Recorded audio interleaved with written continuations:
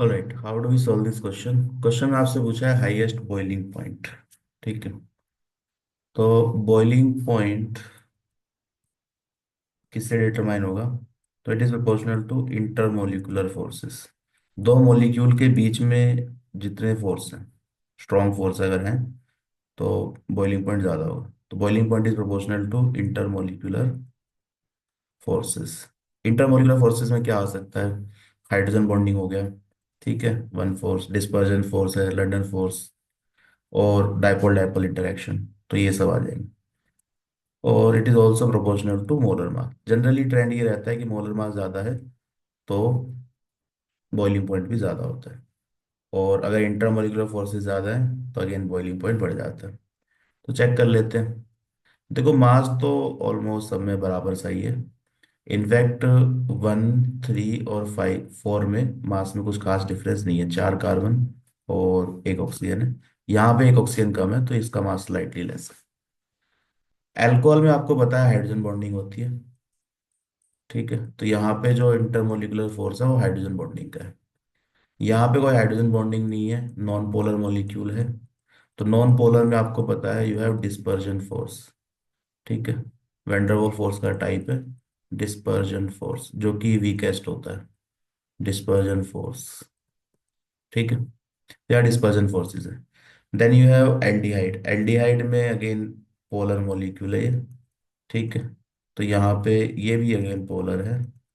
तो इन दोनों में ही you have dipole dipole interaction, जो कि स्ट्रॉन्गर होते हैं, डायपोल डायपोल फोर्सेस।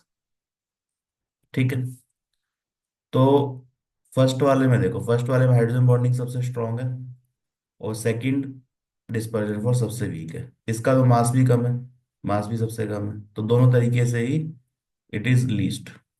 तो जो फर्स्ट सेकंड वाला है, इसका बॉइलिंग पॉइंट मिनिमम होगा, सबसे कम होगा, least boiling point. Molecular mass भी कम है, और डिस्पर्जन फोर्स है तो ज़्यादा स्ट्रॉन्ग होते नहीं है डिस्पर्जन फोर्स। हाइड्रोजन बॉन्डिंग इनमें स्ट्रॉन्गेस्ट है। ठीक है, और 1, 3 और 4 में मास भी कंपेरेबल है, ज़्यादा डिफरेंस नहीं है।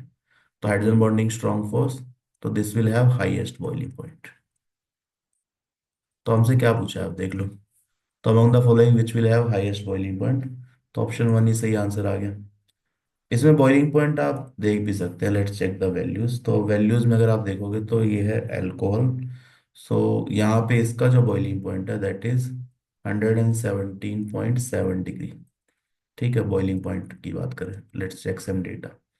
इसका बॉइलिंग पॉइंट आप देखोगे तो काफ़ी कम है, -1 डिग्री है इनफैक्ट। ठीक है, और कीटोन और ईथर में generally these are more polar. ठीक है, एल्डिहाइड कीटोन ज़्यादा पोलर होते हैं, तो जनरली इनका बॉइलिंग पॉइंट ज़्यादा होता है ईथर के कंपैरिजन में। वो आपको दिख भी जाएगा। यहाँ पे इसका बॉइलिंग पॉइंट है 74.8 degree, and this boiling point is just 34.6 degree. So these are the values. Check कैसे करना है वो भी समझ में आ गया। मोलर मास ज़्यादा होगा तो बॉइलिंग पॉइंट ज़्यादा होगा, इंटरमोलिकुलर फोर्सेज हैं तो भी बॉइलिंग पॉइंट ज़्यादा होगा। ठीक है, so this is the explanation. Correct answer is option 1।